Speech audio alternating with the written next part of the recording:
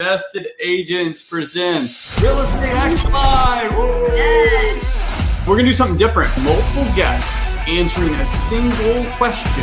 This will be a fun, fast-paced hour with amazing guests. And that is how you're going to win all day, is to empower your people. Too many agents are trying to figure out, well, how do I get my buyer's offers accepted? It's easy. Offer the highest price. It's not rocket science. When you're a realtor or you're doing something in real estate, you have to flip the view of what you're looking at, and you start looking at what other people are doing. So it's really just personality based, and then having people learn the ropes in an effective way. Focus on just being there for people and providing value. I don't regret what I did because it really made me hustle and work hard. Better than we've ever been. We just had our first six-figure month. That 70K just jumped to six figures. I'm all about like building up your knowledge base, building up your mind, building up your spirit, and just slay the day. We're always looking for people to come along and help us with our journey as well. We can also contribute and help them develop their skills. Thanks for having me. This is super cool.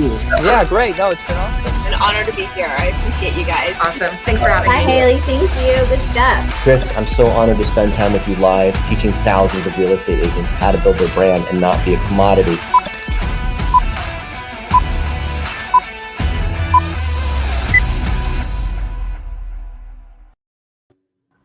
We're live.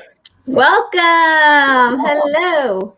Hello, everybody, and welcome to Rehacking Live. Today we have 6 amazing guests who are going to be speaking about what to consider before starting a short-term rental. I know I love managing our short-term rentals, and I love hearing from others who also manage short-term rentals, and we have many people out there who want to learn. So we thought it'd be awesome to have some seasoned, experienced individuals who know what to expect with a short-term rental. So let's bring up our first guest. Let's bring them. Okay. So we're going to start with Charlie Cameron.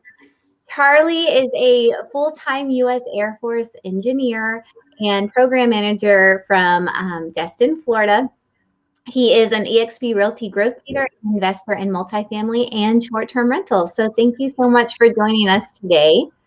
Yeah. Pleasure being here, Jamie. Thank you. What's going on, Charlie? Hey, Chris. How are we? Good, good. Man, I've loved your hustle and your quick evolution in the whole real estate investing game, all the way to the point to maybe we'll get to it later, but where you're actually building new construction for Airbnb. So to start off, question of the hour: what should people consider when they're starting their very first short-term rental? Yeah, probably the first question is, do you want to self-manage or not? So I kind of found my niche self-managing a Disney Airbnb about 7 hours from a 7-hour drive. Well, with kids, it's a 7-hour drive. And it turns out it's not as difficult as you'd think if you use systems and leverage local service providers. Yeah. And you can actually make a ton more money that way, but you have to be willing to put up with all the fun things that potentially come with that. All the issues are now your issues instead of your property manager's issues. But, you know, some people have a stomach for that. Some people don't. But that's probably the first thing you need to consider, because that's going to make a huge difference on your ROI when you start analyzing properties.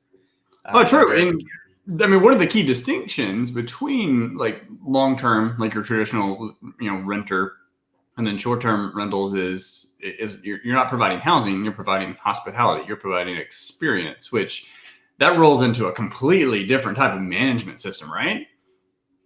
Very different, absolutely different. And it's all about getting those 5-star reviews. So you have a totally different mindset. It's not cut and dry. Here's a 3-bed, 2-bath house in this zip code. It'll rent for this. Like the spectrum is wide of what your income can be. And it's very dependent on how well you perform and how well you serve your guests. So you're kind of taking serving tenants to a whole nother level. You're now basically you're a Hilton, you're a Marriott, you are a hotel for all intents and purposes, but it's a little bit better than that. It's a little bit more personal, and because of that, it can be a lot more fun. So I got every time I get a 5-star review from someone, I get so excited. Like it's just it's heartwarming when someone's really excited to stay in your place and they give you that review. Yeah, I like that when you said personal, because this is not comparing it again to the long-term lease, a just set it and forget it type thing. It's very ongoing. It is personal because you literally have some individual, some family out there are saying, hey, we would love to stay at your place. So that is an honor and privilege for you to provide that. But then you actually have to perform and make sure, like, when they leave, were they as excited to the whole thing? Because what has your experience been dealing with some of the challenges that come up during a stay? Like, how are you mitigating that? You're 7 hours away. Even if you were to fly, it's not like you're going to be there in 10 minutes. So how are you mitigating some of those challenges? Yeah, it's pretty simple. You got to have two key service providers. You got to have a killer handyman that is local and can show up with, at the drop of a hat. And you got to have an awesome cleaning crew. Everything else you can kind of figure out, like, oh, there's a problem with the AC. Okay, let me look up the closest 5-star AC company if I haven't done it yet, right? That's easy to do. Call them, have them come out. But you got to have those two local experts that are there all the time, are willing and able to show up, even if it's not their cleaning day or not the day you scheduled to do that fix or that upgrade. After that, you can kind of get everything else settled out. But those are the two big hurdles. If you have those two, you're golden. It makes life a lot easier. And Jamie's been I would like to use the word critical, but it's not even that. It's like, if it wasn't for her, like, we wouldn't really have an Airbnb business. There's just no way to be able to manage it. But she's been able to find those two key pieces that have made life so much easier for her in managing them. So you've bought existing homes or properties to turn into short-term rentals, which is traditionally what people are doing, but you're actually doing something a little different now, or at least you're in the progress of building new construction for the purpose of short-term rentals. What's the thought process there? I will say the startup cost is a little higher because you're going to have a little more vacancy than a turnkey initially, and you've got to furnish the darn thing and instead of buying a furnished rental.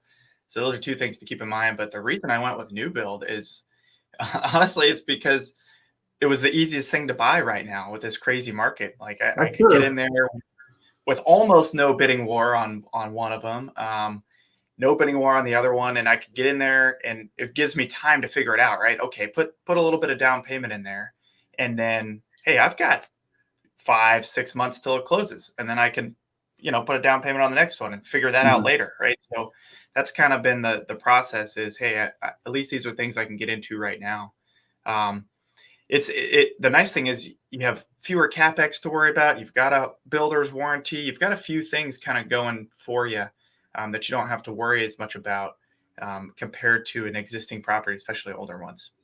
Yeah, and I know some folks that are doing this for actually long-term rentals, but your yield is typically higher for short-term rentals. I mean, your overall costs are too, because you have management. Even if you're self-managing, you have time involved there. But you have other costs as well. Do you have an idea of what type of yield you'd be expecting or folks should target for a new construction? Because from what I understand, on at least a monthly rental, like a long-term, short-term comparison, 2, 3, maybe upwards of 5 times what you'd expect from a long-term rental. That's kind of what a lot of folks are targeting for short-term rental. But from a yield, what are you expecting for the new construction? It depends on the market, and if you count all your costs to furnish and permits and all that good stuff up front, if you put 20% management in place, you're looking at a 10 to 15% cash on cash, which I know is not excellent. Now, if you look at the loan pay down, it's of course 5 to 7% more, and then tax benefits that on top of that. But still pretty good. I mean, there's added risk, but that's still good. But you can get 25, 30% if you self-manage, right? So that's kind of what I'm going for, because if I systematize everything, it takes me 1 or 2 hours a week, and then most of that I can give to a virtual assistant per property. Yeah. So as you're growing, you're building the vertical. Like, you're building that management system in house and putting systems in place that can take care of that at a cheaper cost than using third-party management. Well, one of the things, and I'll get your final thought, that I thought with short-term rentals is it essentially allows we've never had this opportunity before to have your own McDonald's. So McDonald's is, they have the way of affording the most expensive real estate in the world by just putting a hamburger stand there. But otherwise, they own the most expensive real estate in the world. So now with platforms like Airbnb and Vrbo, like we can do that. There's still risk involved, and COVID things happen, but you can buy new construction and actually have that cash flow, but you still own the asset. So final thoughts, what folks should consider before jumping into this game? I think people need to be aware that they can systematize things like this. I mean, it just takes a few tools, a few smart devices, and there's a setup time involved. But after that, I mean, you can do this yourself and manage it from afar. As long as you have a couple good teammates and a system in place, you can knock this out and keep 20, 25%, which I think is massive. If you're looking for financial freedom, to me, this is the way to go about it. Because you're doing this with, I mean, it's not like you have a lackadaisical job. You work for the government. You're in the Air Force. You've got a lot of responsibilities there. So you're able to do this. So it provides, you're absolutely right. It does provide a lot of options and potentially even some financial freedom if folks want to build that out. So I love it. I love it. Thank you so much, Charlie. Chris, I appreciate it. Thanks, man. Absolutely. Take care. Thank you. All right. Good stuff. I knew this one was going to be awesome. Packed with you taking notes? Great info. Yes. So next we're going to bring on our next guest. You got it? Yeah. Bianca. Hey, Bianca. Hi, guys. Thanks for joining us. Bianca Tinsley, she's one of my friends and another boss babe out there. She's amazing. She is a realtor and real estate agent in Nashville, Tennessee area. With her husband, Paul, she owns a growing portfolio of short-term rentals. They've also done flips and long-term rentals as well. So she is also a seasoned investor, realtor, and short-term rental manager. So thank you for joining us. Absolutely. Hey, Bianca. Happy to be here. Yes, happy. So you were on my radar for short-term rentals because a long time ago, it was probably 2 years or so ago, you posted this trailer. It was a small trailer, something that when you talk about rentals, especially if you talk about like vacation rentals it's hard to say traditional sense, but usually they're on a beach, there's this cabin in the woods, whatever. You had this trailer. And I was like, okay, that's interesting. And then it was some time later, like you're talking about how you were just crushing it with this trailer. So I want to hear about that and how that happened. Okay. And maybe I don't know what happened. Like, are you still doing that too? Yeah. So actually, that was very much something that we had planned on doing, was turning the camper into a short-term rental. Then I actually happened to fall in love with it myself, and we did not turn that one into a short-term rental. So that might be something that you might be mixing up just a little bit, but we actually are looking to turn them into short-term rentals in the future.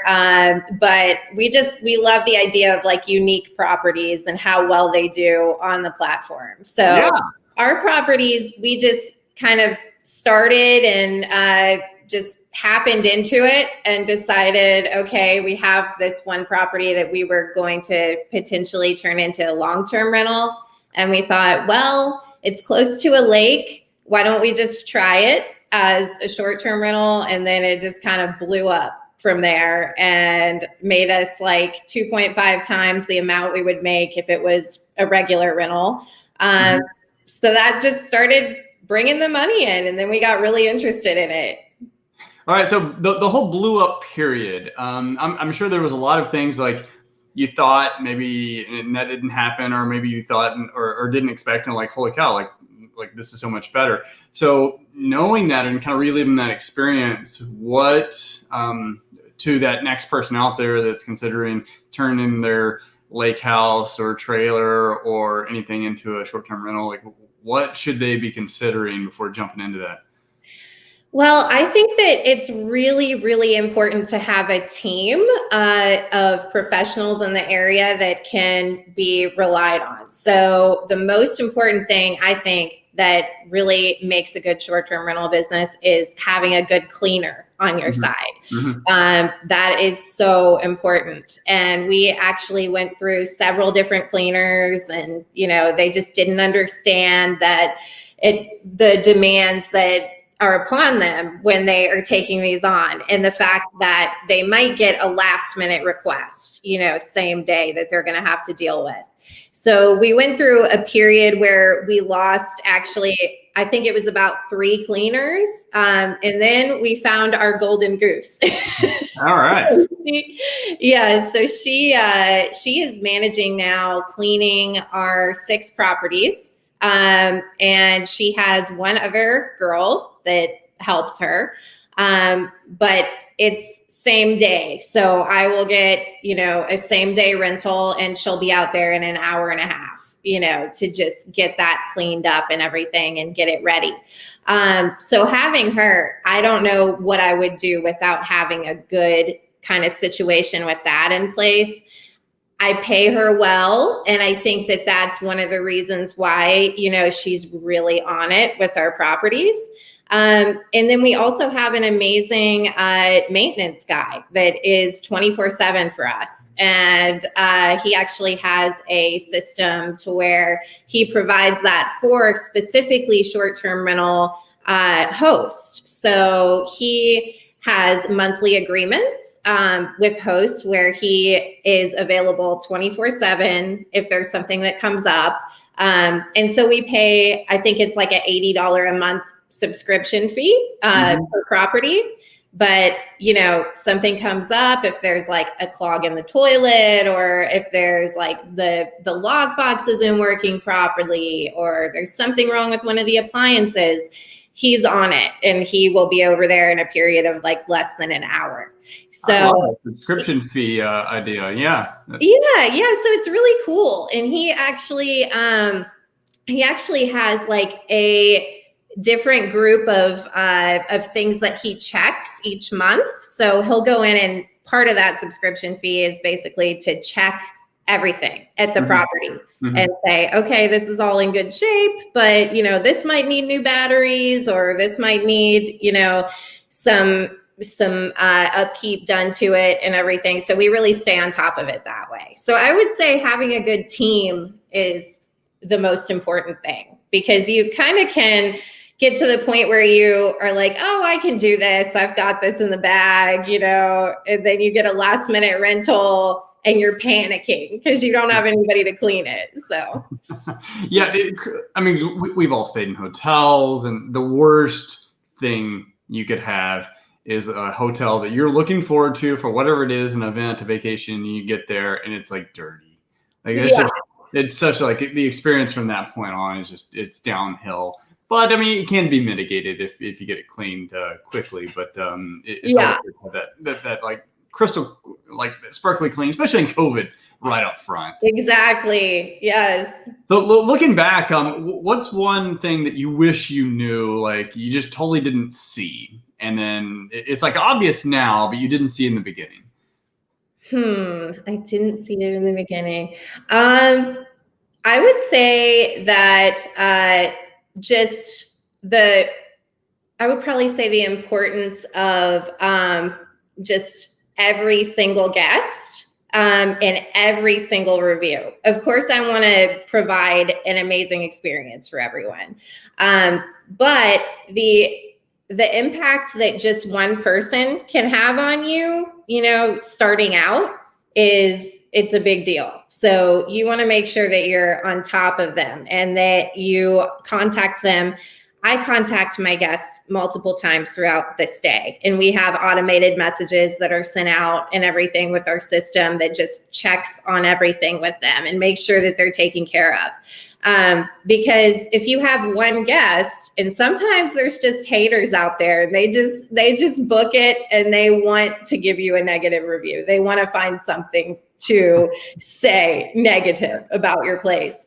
But, you know, we've had some recovery periods that we've had to do from just that 1 or 2 reviews in the beginning that, you know, we have to make sure that we get 5 stars, 5 stars, 5 stars in order to get to, you know, back to a good place and everything. So I would say don't jump into it because you're super excited and ready to go. Make sure that you have those systems in place to where if something does come up that you need like a maintenance person for, or you need a last minute cleaning, that you have that system down. It's really easy to get like excited and want to jump in the beginning, and you might not have all of your ducks in a row. And I'm that type of person too. So do you think, do you think, and maybe we'll do this last thought, with the systems you have now and the communication, the touch points throughout their experience from booking to vacating, do you think some of those, not just the, you know, the bitter betties, but so you think some of those less than 5 stars could have potentially been mitigated with just better communication that you just weren't doing in the beginning? I do. Yeah, I do. And I am really big on communication, but I also am, like I said, a very like high D personality, if people know the disc profile. So I'm like, go, go, go. Like I want to get it up, get it going. And so I have slowed down a little bit to the point where I really, all of my communication ratings are like 5 stars across the board. Because that is one of definitely the most important things that you can do. And then that leads to you getting repeat guests, you know, which is also really great because then they will tell everybody about it. Yeah. But yeah, the repeat guests, but like you said, tell everyone about it. The referrals, a lot of which you probably don't even know about. It's just they told their cousin or best friend or sister, they're like, hey, you gotta check this place out. Yeah, for sure. Cool. All right, hey Bianca, that was so much fun. Look forward to having you again. Yeah, thanks guys. Thanks, Bianca. Great info. All right. Awesome stuff. Yes, those 5-star reviews are very important, especially in the beginning as well. So let's get on with our next guest. We have Matt. I have Matt next. All right. Hey, Beau. I'll see you in a minute. Hey, Matt. What's going on? I almost did that too, though. I was like, oh, next is Beau. No, it's Matt. Hey, Matt. Yeah. If you guys want to talk to Beau first, that's fine. I'll wait. All right. We should just do a group. Matt Gardner. Matt is a veteran Air Force fighter pilot in Destin, Florida. He is the top 1% growth leader at eXp Realty, founder of Team Roar, single family and multifamily real estate investor, and a cancer survivor. So you have quite a story, and we are so excited to have you on our show today. Happy to be here. Thanks for having me, guys. Hey, Matt, man, you've got some Airbnbs in some very pretty parts of the country. Yeah. I'm out of the Destin, Florida area where short-term rentals are thriving for sure. So were you in the short-term game before long-term or? Yeah, I mean, short-term rental was my first investment type about 2.5 years ago. Whenever we met, you know, I was just kind of starting to get into the whole real estate thing in general. And yeah, so first deal was a partnership into a 5-bedroom beach house.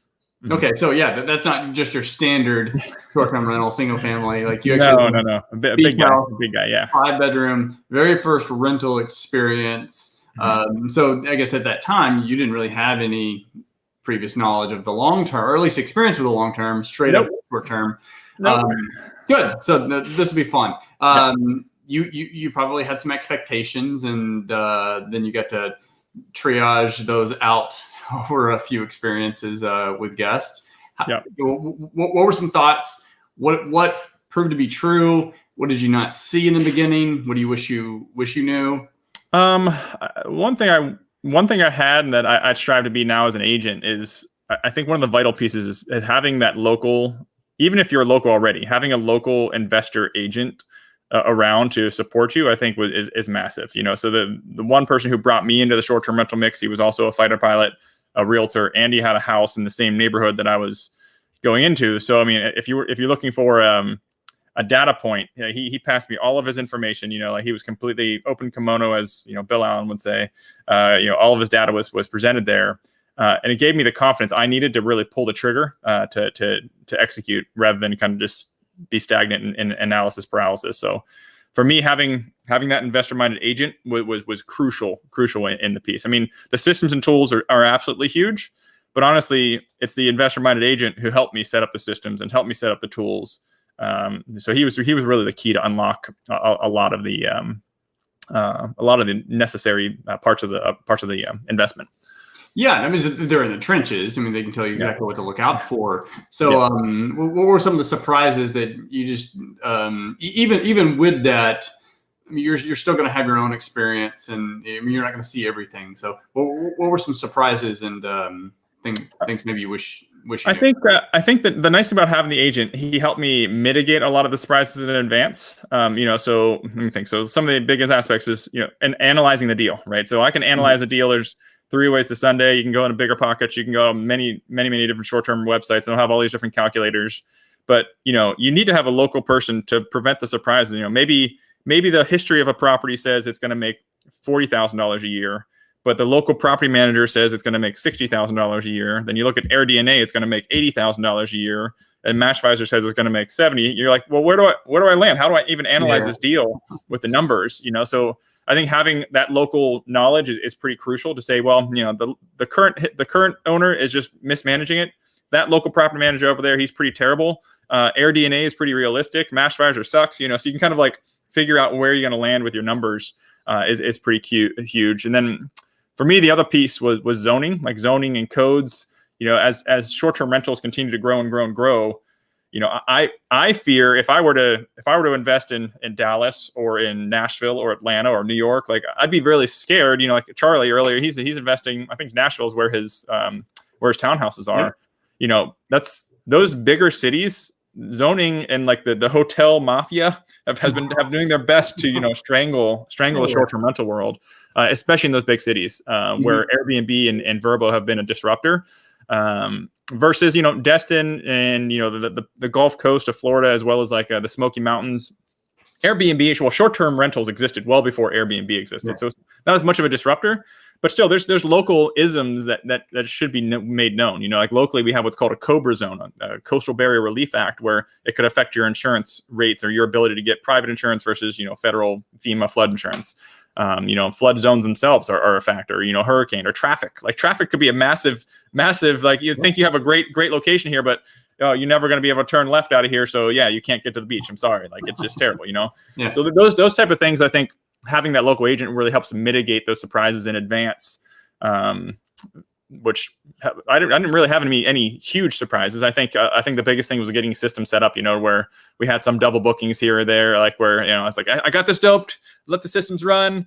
And then we had someone check in when somebody wasn't quite checked out until the next day, so we're like, crap, and so that in the end, that was what I ended up doing for that mistake. Rule number 1 is the customer's always right. It's all about the reviews, right? It's 100% about the reviews. And so we found them another place. This is a group of 14 people. We found them another place for that night. So that cost us like $1,200 for the night, and then we comped them the week for another $4,500. Mm-hmm. It was it's almost a $6,000 hit that we took, but we got a 5-star review out of it. And a fan for life. I'm calling it good. I don't know. I went on a tangent there, but hopefully I said something new. No, it's good. You basically because it was a JV deal, right? Yeah. Mm-hmm. Okay, so your lack of experience, all you did was partner with someone with experience, so that's how you mitigated the risk. Yes. And because ultimately that's what you're going to do. You're either going to assume all the risk and therefore all the rewards, but you've got to balance that, or you can just get there faster, fast track it, and ultimately you always pay for it one way or another. And, Yeah, you're right. I mean, I've always been in the mindset. Literally every one of my deals I've ever done, anywhere from buying the 88 or 148 unit apartment complex down to my very first flip, I've always partnered. Whether like the triad of real estate investing, whether it's time, money, or education. I never had all three. It's typically the money up first. I didn't have all three. Now I'm more like, hey, now I don't have much time, so I might be leveraging other people's time more than the knowledge and money. But as long as you have two of those three triads, I had the education and I had the time up front, but I didn't have the money. So I was able to leverage other people for the money. And now, maybe I have the money now and maybe I have the education, but I don't quite have the time. So now I'm leveraging other people for the time. I think it's just smart to partner smartly to grow quickly is that's my aspect. That's my kind of mindset. I know a lot of people want to do everything on their own. So they have freedom and independence to like take over the deal. And I totally get it. And I totally respect that. But for me, I'm definitely in a growth mindset right now, and I know the quickest way to do that is through partnerships. Yeah, definitely on growth. You've been like a rocket ship. Final thoughts, like where's Airbnb fitting in your like next 5-year trajectory, and any final thoughts for someone? I would just say continue to think uniquely in the Airbnb space. I think because it's growing so well, you need to be able to stand out, not just in the pictures. While pictures are important and reviews are hugely important, continue to be as unique as possible. Whether it's have a client who just bought 2 houses next to each other, and they're going to have a compound where they can Airbnb like 60 people. Like that's unique, where you can have an entire family reunion through an Airbnb, or other clients. Our apartment complexes. We've thought where we have 2 units in one of our apartment complexes. Let's just test it out. Let's furnish them and see if it works. There's good, bad, and different. The property managers are struggling, right? Because they're not used to that whole short-term rental concept. So I think just continue to think outside the box, because short-term rentals are obviously here to stay. And so it's just a matter of you standing out in a positive, unique position, kind of like Bianca was saying. I love Bianca's mindset. She's like, I want to do something different, because that's what you really need to do in this industry to stand out and make the money. Love it. Well, I look forward to bringing the family out to one of your Airbnb soon. Looking forward to it, guys. All right. Take care, Matt. Thanks so much, Matt. See ya, Jamie. Yeah, that's a great idea with the apartments too, to kind of think outside the box and rent some of those units that he has out. So definitely boost that NOI. I like that. I want to hear how that goes. Okay, so now we have our friend Beau Bailey. Hey, Beau. Hey, Beau. Hey, what's up, everybody? Thanks for joining us. I don't know why you're a little blurry. Uh-oh. Hope we don't have a bad connection. Okay. Seems like we're good. All right. Well, a little bit about Beau. Beau is a realtor and real estate investor. You see a pattern here in Oklahoma City. He has an extensive background flipping houses and recently started investing in short-term rentals. So, and they do arbitrage as well. So that's why I really wanted him on here as well, because that's another creative way to go about short-term rentals. So I'll let you have the floor, Beau. How's it going, Beau? It's been a while. I know, man. I know. We've been busy. I assume you're only doing the same. I love the shirt you're wearing there, by the way. Oh, thanks. Yeah, we've been busy. Sure. Trying to keep up with everything. So, kind of like our story, you've got a huge background in flipping, but you've recently, and you can let us know how recently, ventured into the short-term rental game, and then actually arbitrage as at least one of the methods of growing that. So how did that story start for you? Yeah, so we were flipping houses. We've been about 5 years in, and we're just running the grind. I mean, flipping anything and everything we could as fast as we could. And, you're always up against that cash flow crunch and trying to get that puzzle figured out. And so we kind of had this light bulb moment of there's another way, and we've been seeing a lot of other people doing Airbnb. Let's look into this. And it was my wife who really dug in and found this method we'd never even heard of, but basically renting out a rental. And so there's some guy off somewhere doing it, and he put together this little course, and I think it was like $500 or something she paid to do it.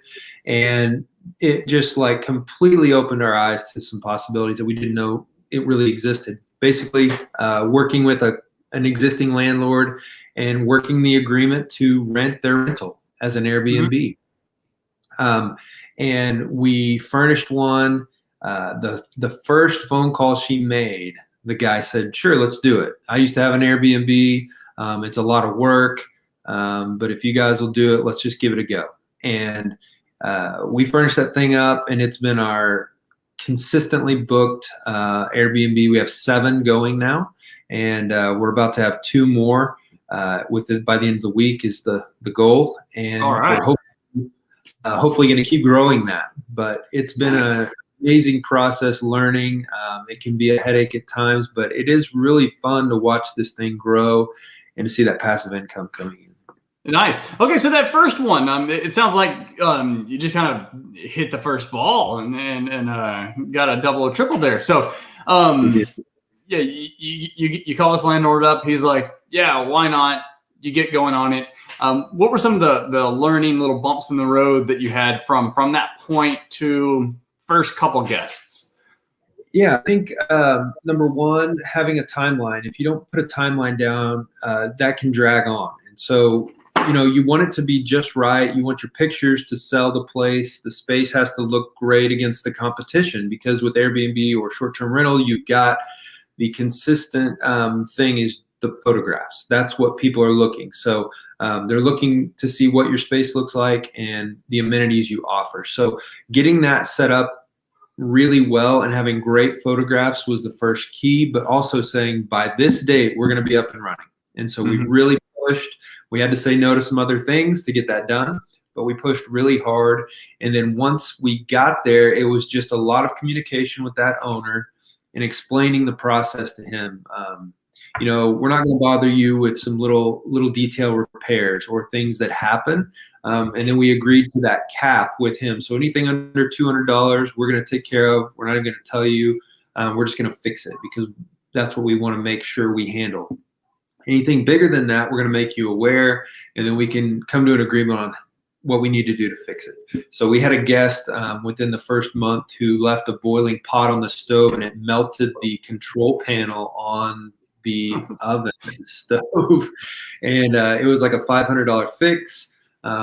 We felt horrible that happened, and so we said, "Look, we're just going to take care of this. We just want you to know." And he said, "That's amazing. Thank you. I appreciate it." We called him back month 2 and said the dryer is not drying and the guests are having a hard time drying their clothes. Can you take a look? And he said, "Yeah, I'll take a look. If it's the dryer vent that needs to be cleaned out, I'll get up on the roof and take care of that. If not, I'll just buy you a new dryer." Come to find out, the dryer was bad, and he bought a new dryer. It was there the next day. So we have a great relationship with him, because he knows we're going to take much better care of that property than a tenant who's there for a year and he never gets to get inside and see it. But also we sold him on the fact that we're keeping this thing clean, and we've kept our word on that. And every time he shows up to look at things or fix something or discuss something, he's extremely happy. And that's really the best way to keep these things going if you're going to try the arbitrage model. Yeah, and one of the best things, and I think it's probably a bad PR with local communities on not liking Airbnbs, is like when you compare long-term rental versus short-term rental, like the long-term rental, it's set it and forget it for the most part. Like once it's leased, hey, I don't want to really know much about it. Like don't ever call me until it's time for renewal or I got to release it again. With short-term rental, it needs to look at 10 out of 10 every single week. Otherwise, you just don't get the bookings. Right. So it is kept in better shape, which is always appealing to a landlord, right? Have other relationships with because you're doing arbitrage, which for those or do you want to describe what arbitrage means? Yeah, it's just subleasing your lease, and so we sign an annual lease with the landlord, and then in writing we state that we will be using this property as short-term rental property. We'll pay the utilities, we'll pay the rent each month, and then everything we make over that we keep, and that's agreed up front. And then we make an agreement on minor repairs, and then anything over that cap we discuss with him, and as a landlord they'll come out and fix. So the air conditioner stops working. It'd be the same as if you had a long-term tenant. You're going to get out and you're going to fix the air conditioning. If you've got a slab leak, you're obviously going to take care of that as the owner. Those kinds of things. Yeah. Okay. And then, of course, arbitrage, you're doing this at scale because now it doesn't have to be property. You don't have to have the money to buy the properties. You just need to be able to execute the lease and be able to operate as a short-term rental operator. That's it. How have other conversations gone with? Have you had? So that was easy, and we got like 2 minutes left. But have you had some other ones where they needed a little bit more coaching before you were able to get them on board with this type of model? It was new to them. Yes, we have one. It's about 30 minutes from where we're located here in the Oklahoma City area. And it was a family who got transferred with his work. They had their house on the market, and they had posted it on Facebook as for sale, and actually for rent. And we reached out to them and explained it to them, and the wife shot us down immediately. No, that's not what we're looking for. We're not really interested in that. Thanks. But then the husband called us back 2 days later and said, hold on a second, I need to know more about this. And we explained to him what was going on. And it felt, to his words, where it feels like a property manager for a rental, and you're going to take care of it while we're gone, and we'll just see how this goes for a year. And we were like, essentially, we're guaranteeing you that we're going to pay the rent, we're going to keep it clean, we're going to take good care of it, and we're going to try to make money on it. I mean, that's what the bottom line is. We want to make money. And so he said, okay, let me go back and talk to my wife. I think we can make this work. And so they talked about it for about a week, and then they came back and said, let's try this. Let's do this. And so they went with it, and we've had it for a year now, and it's been going really, really well. I'm sure that was actually very comforting once you got going in this whole eviction moratorium, like little season we had to go through, knowing that, hey, like I'm thinking from their perspective, we got these great partners, the rent's coming in, I don't have to worry anything. I'd imagine for quite a majority of them, they were like, man, I'm glad we did that.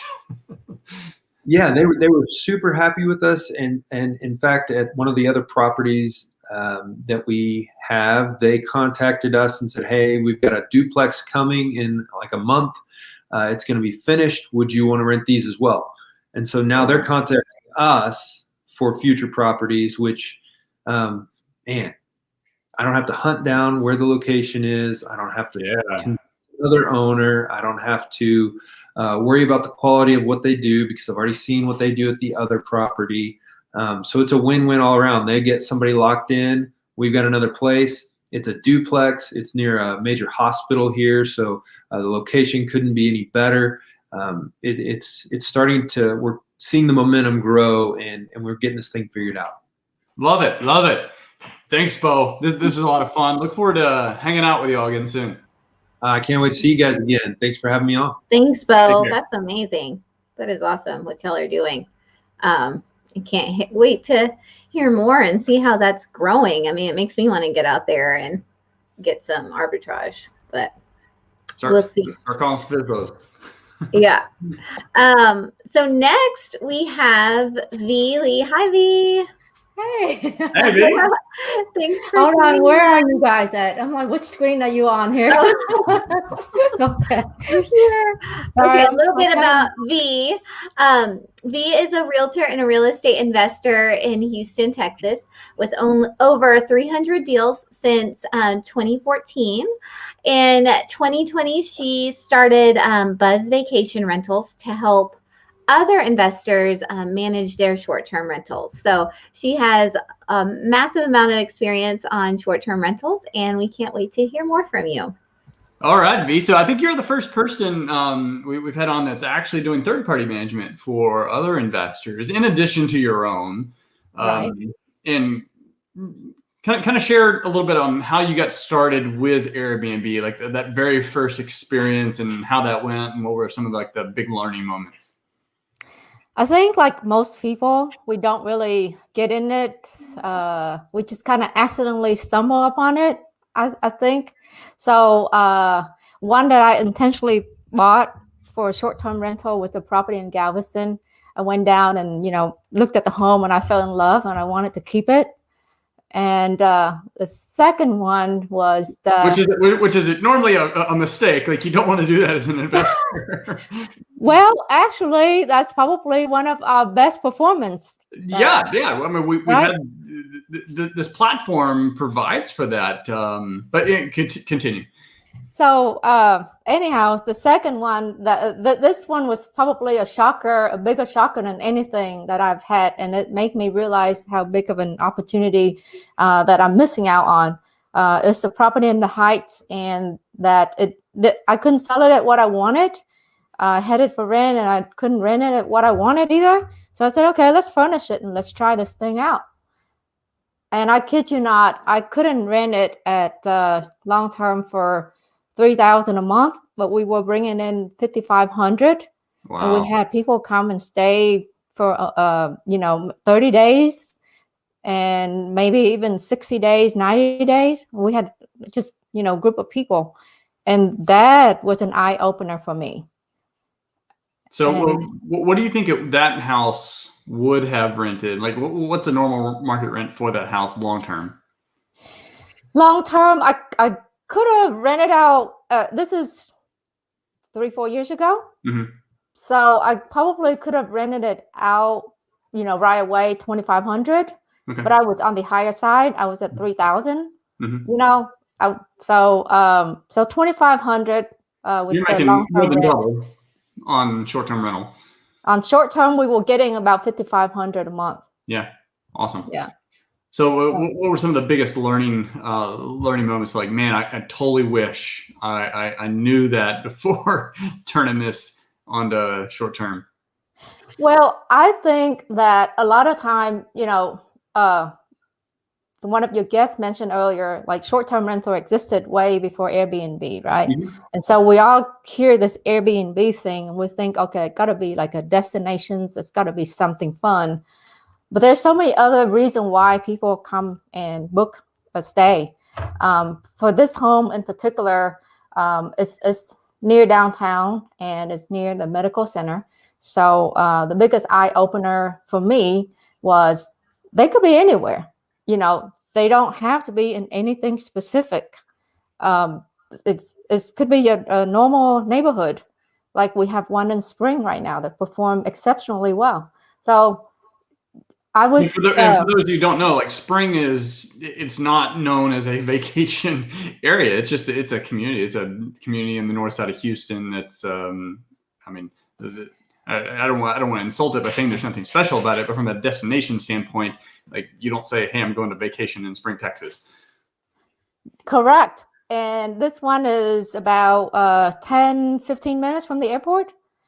For people who don't know Spring area, this is north of Houston, and this one is off of Cypress Wood, that neighborhood up there, So it's getting like people book a week at a time, and it does stay fairly booked. And this one probably would have gotten $1,500 a month, on a long-term 1-year lease. Last month, I think we just sent the owner.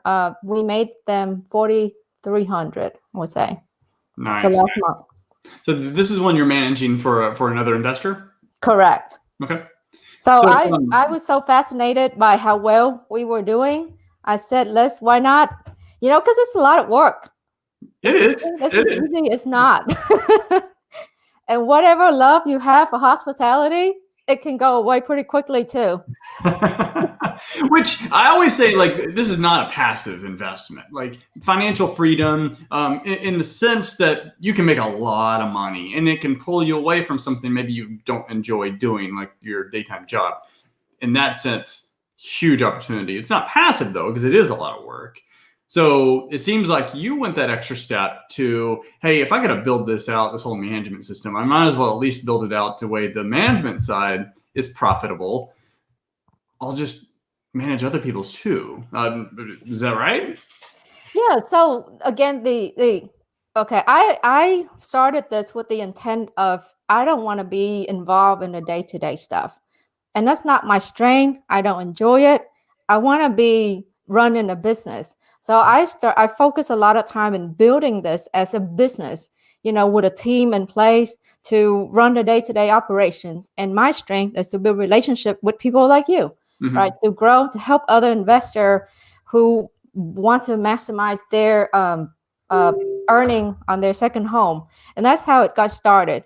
And so I separated as a management business, and I have my holding entity, obviously, to hold the rental. So, if I can, why not? Why not capture on both sides of it and help other people, in my pursuit of my own desire. Yeah, capitalism at its finest. Yeah. So, are you personally doing more of the traditional buy it, and then running your short-term rentals, or are you doing the arbitrage, or both maybe?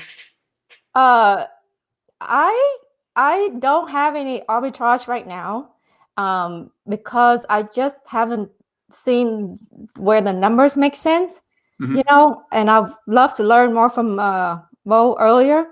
But we mostly, we either own, or my company own the properties, or we manage for other people. And so, yes, I still do a ballpark of, buying, and whatever I buy, first I look at, okay, can it be a short-term rental? And then if not, can it be a long-term rental? If not, then let's sell it. Yeah. And that's important too. If you're getting into the short-term rental game and that is the only exit strategy you have, and at this point, I'm mainly speaking of if you're going to buy it, because that's where you've got a lot of risk. If you buy these things, if that's your only exit strategy, it's pretty risky when COVID happens, something else happens, and you just can't lease it anymore. But if you have multiple exit strategies, long-term rental, or you could sell it and you've got a good equity spread, you're pretty safe at that point. So it seems like that's what you're not looking at, hey, this is the only exit strategy. You're looking for a few different options, just that way you could maneuver as needed. Am I right? Well, I'm looking to build a lot of passive income, right? Businesses that I can run from anywhere, because I love to travel. And, we want to have homes in other cities as well, not just here in Houston or Galveston. Yes. So I have multiple exit strategy, but let me just say something on that COVID real quick. So when COVID first hit, we all thought, oh, crap. This whole hospitality, the hotels are dead. So we're probably not going to get any booking, But next thing we know, April was bad. April 2020 was bad. But when May came, it was a flood. It was a wave. Massive. It was like the best month ever in May, right? So we broke our records. Yeah, and true. But I was speaking more of government restrictions. Like if you were in Florida, I think they had some pretty heavy restrictions, and other states, maybe even to the point where it was completely shut down. But yeah, if you could be operational, like that was the biggest stimulus you could ever get, because people still wanted a vacation. It's just they didn't want to get an airplane to do it. So if they could drive, and they couldn't get on a cruise, which meant land-based was the only way, which made Airbnb like the perfect option. It was pretty interesting. We experienced that too. So, hey, it was absolutely fun having you on. I look forward to continuing that conversation more, especially since you've got such a tremendous management experience in addition to your own portfolio. So we'll talk again soon. Well, thanks for having me on, guys. Thanks, Steve. Good to see you. Thank you. All right. Good stuff. So next we have Jesse Beaubrun. You're on mute, Jesse. So Jesse is a 13-year U.S. Marine Corps veteran, entrepreneur, realtor, and real estate investor in Houston, Texas. His businesses include veteran apparel, consulting, and of course, real estate. So thank you so much for joining us, and thank you for your service, and everybody else, all the other veterans that we've had on today. Yeah, I feel like we need to maybe this was it. We just did it, like a veteran real estate perfect for July, right? Perfect timing. Very perfect timing. Yeah, and I think it's funny because vets we've had this conversation that it's a tight social group. I mean, obviously, it's a very unique experience that no one else can relate to. So you end up being very social. So actually, I think I was connected to you by Charlie, Matt, that whole team, and those relationships. It's been fun. So hey, Jesse, you've got an Airbnb, and I want to have you on because this is an Airbnb that you have that's not local here in the Houston area. So you've got that experience, and you've had it a while now. So how tell folks about this Airbnb and how that's gone for you. Yeah, I mean, so in essence, really, like I was actually looking into the Airbnb game here in the Houston area before I actually decided to jump ship and partner with my parents and whatnot and do the Orlando one. It's a property very close to the Disney World area. At the time, we had tenants in the property that were in the process of moving out. And the numbers just made sense, right? After all the research I had done here in Houston, I figured, hey, close to Disney World, Universal, it's got a pool in the back. Like this could be an ideal property for us to go ahead and use for the Airbnb game. So kind of rolled into it with the limited amount of research that I had done, which would have been more conducive to doing it here in Houston. But we did it in Orlando instead. So went out there, drove to the property, fixed it all up. Did some painting, got some cleaning done, some repairs done, and been going since last summer, June, July of last summer. All right. So how's that been? Roller coaster, right? I guess that's the only way to describe it. So we decided to go ahead and jump into the Airbnb game right before COVID hit and everything got shut down, right? So that was a bit of a hurdle in the beginning in terms of our expected returns, but the benefit was the location was still the location. And individuals who might not be going there particularly to the parks, whether it be Disney World, Universal, et cetera, we're still going there to vacation and to relax. The pool was a very, very big draw for us. So we've been able to go ahead and still see profit margins. Not as much as we were expecting, but definitely better than what we were having before with the rental.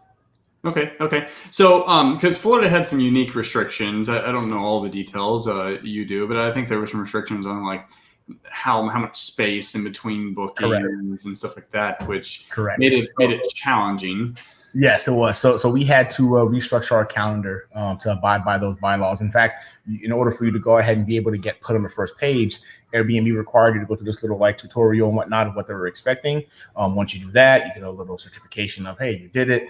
And then we were able to go ahead and create those separations between guests so we can do cleaning via the Airbnb COVID protocols. So we can get a little badge that said that, hey, we're obliging by the Airbnb COVID protocol. So it definitely restricted our earning potential. But at the end of the day, like during a pandemic, it just made the most sense to make sure that all the guests were being taken care of and there were no possible cases of transmission from previous guests. So we understood and definitely were glad to oblige.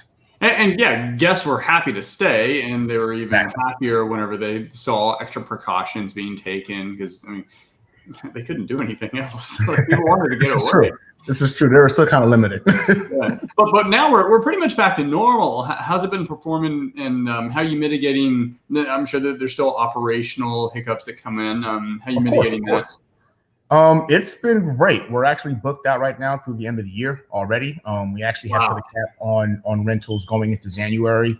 Right now, you'll be very, very hard pressed to find 2 days of free space between now and December for the property. As Disney World's opening back up and Universal Studios opening back up, we're seeing a huge influx of guests pouring in. So yes, it was doing good before, but we're about to go ahead and see what it's truly capable of over this, I guess, the second half of this year.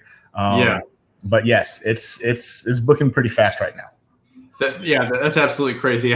During the summer, I know we get a lot of advanced bookings. Nothing like that, but we don't have Disney World. It's a bit of an advantage. I'm not gonna lie, it's a bit of an advantage. Well, do you plan on buying more Airbnbs or what's the plan? Yes, actually, right now I've been self-managing the one that we currently have in Orlando. Very, very time consuming, especially with real estate transactions going on here. We have a wholesale business as well as a couple of flips going on here in the Houston area. So it's been challenging to go ahead and juggle all that. Of course, the traditional real estate side as well. But right now, we're looking to go ahead and jump into it. One of my partners at Inspired Properties is on board with potentially buying a couple of deals when he gets here in the next month or so. We're going to be looking at a couple of business plans to acquire some in the Woodlands area and closer to downtown. So yes, it's a very profitable business model, and we're definitely going to be digging deeper into it second half of this year. And when you're all looking at those, are y'all going to be looking at, because I've always said that, and I said it earlier, like this whole platform, one, it's not new. I mean, vacation rental's been around forever, but the platform gives the average person the ability to put pretty much any property on, but it gives us investors the ability to make money out of a property that otherwise wouldn't necessarily be a good deal for a long-term rental. Exactly. It's created it's your McDonald's stand. Like you get to buy the most expensive real estate in the world, not literally, but just really nice properties, turn it into a business, let people pay down, but you own the asset. So are you targeting, because V mentioned she's got a place in Spring, and I don't know the price point of that, but Spring's just it's your typical suburban type community. But you mentioned the Woodlands. Woodlands is a huge community, but it's also a hot spot. And then downtown's downtown. What type of properties are y'all targeting? We're targeting single family residences. I know a lot of individuals, that I've mentors of mine, friends of mine that are in the game, and they're using apartments, or they're doing the subleasing aspect, and they're doing very well for themselves.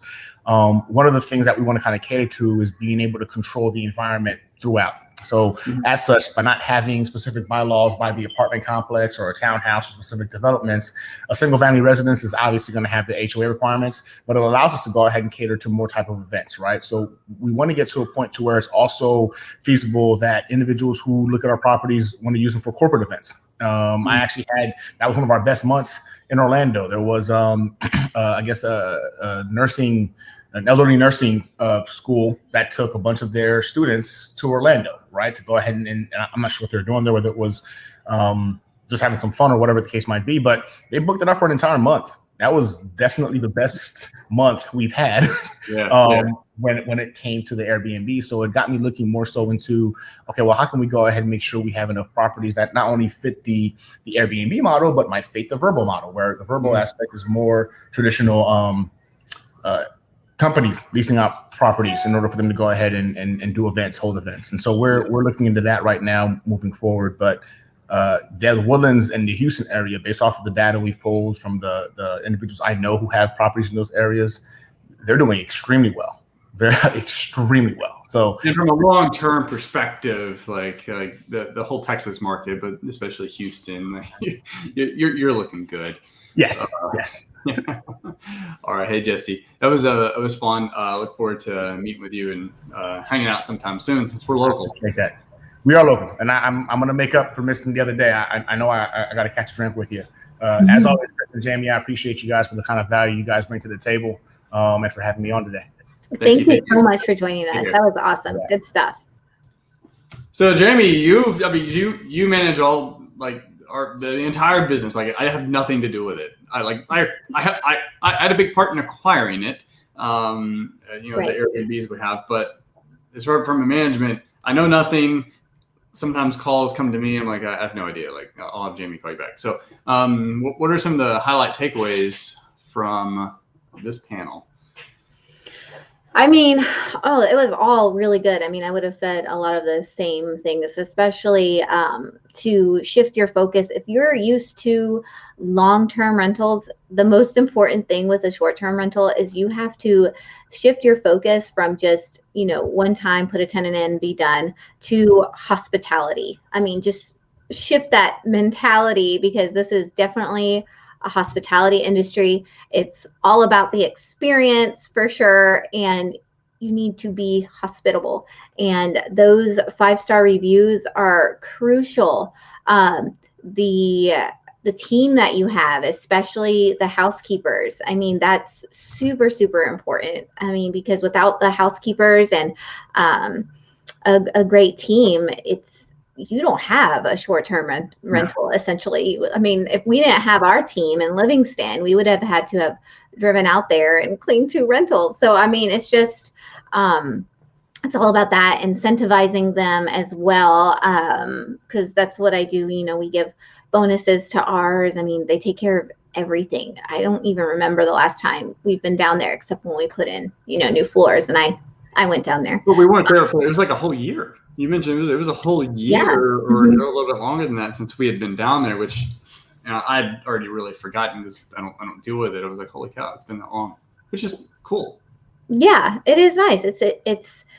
It's I guess you could say in that way, you don't have to, if you have the team and the systems built out so where you don't have to go there every single time. And we don't even go to our long-term rentals, like we should as much, and check in on stuff until they move out or renew, really. So it's nice, but that's everybody, touched on so many good points. This was a really good topic. We've had so many comments and viewers that will definitely have this topic again, because I feel like, short-term rentals is just it's always been popular, but I feel like it's more and more popular, especially with arbitrage. When you can scale that and just think outside the box, like Matt, Beau, Bianca, everybody was thinking outside the box that we had on our guest speakers today. So, that's what you have to do. And just in investing in general, you have to think outside the box, do something different than what everybody else is doing just to maximize those profits. So yeah, we'll definitely have this again. We could speak just a whole session just on arbitrage or just on how to manage it, or there's so many different topics, how to acquire one, how to analyze one, everything. But absolutely. Anyway, thanks for the comments, and then Jamie, we'll be able to chime back in on our new construction in Galveston once we get that underway. So powwow with Charlie a little bit on that. So we'll be back first Tuesday of August. I think it's August 3rd. So why don't we ever know the exact dates? I look it up, and I'm kind of like being like a high D, just kind of go. So yes, I looked it up. August 3rd, 11 a.m. Standard Time, investagents.com/RE-hacking. But we've got a community for real estate agents, investors, which is investagents.com/community. Put the link in the notes. A lot of cool resources. Free YouTube channel. Did you say that already? Sorry. Our YouTube channel as well. We'll have like all of these clips on our YouTube channel in case you missed something. And it's all about tips and tricks, and it's especially why you want to join our team, because Chris and I, we're seasoned investors. We've been doing this a long time, flipped over 200 houses, have a portfolio of long-term rentals, short-term rentals. So we know what we're doing, and we would love to help out anyone on our team or just others. We love doing that. Love working and collaborating with other pros. So, all right. Awesome. See y'all next time. Bye.